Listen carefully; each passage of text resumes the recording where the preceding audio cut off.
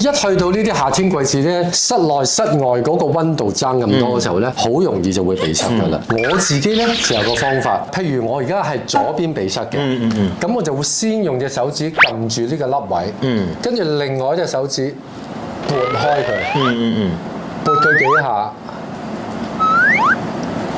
個鼻即刻痛咗。哦，原來咧康哥哥都知道我哋中醫嘅一啲穴位喎。頭先佢撳嗰個咧就係一個叫迎香穴啦，係同我陣間落嚟講嗰個咧都有啲類似嘅喎。分享下咧。係啦，不過咧你嗰個咧就有啲功架啦，同埋有姿勢有實際啦。我呢個咧就因為我自己做嘅啫，咁所以咧就核突少少。你插隻手指落去。咁啊冇咁核突。嗱，我哋咧就咁樣擘開我哋嘅食指同埋中指啦。係啊，咁唔係懟落個窿度嘅喎，我哋就喺個鼻翼嘅兩邊咧，咁咧就會撳到嗰個迎香穴啦。係啊，咁咧呢個穴位咧就係可以有醒腦開竅啦，同埋呢個疏通氣血嘅作用嘅。係啊，咁即係針對住我哋近端，即係呢個鼻嘅鼻塞啦。係啊，同埋咧有啲鼻敏感嘅人士，如果突然間我打乞嗤打得好勁啊，或者行過突然間聞到啲怪味咧，我就塞咗啦。咁我哋就通佢。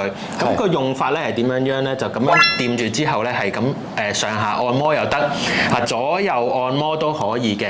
嚇咁你可以配合埋一啲精油啊，或者一啲薄荷嘅膏啦，可以搽落去都可以，不過唔好篤到眼。係唔係閉氣喎？我哋一路保持呼吸都可以嘅。嚇咁另外啦，呢個唔夠喎，我哋要加強啲嘅。咁樣就點樣做咧？就真係要兩隻手指啦，兩隻食指又係搽啲油啦，因為乾捽咧我哋就會整損啲皮膚係啦。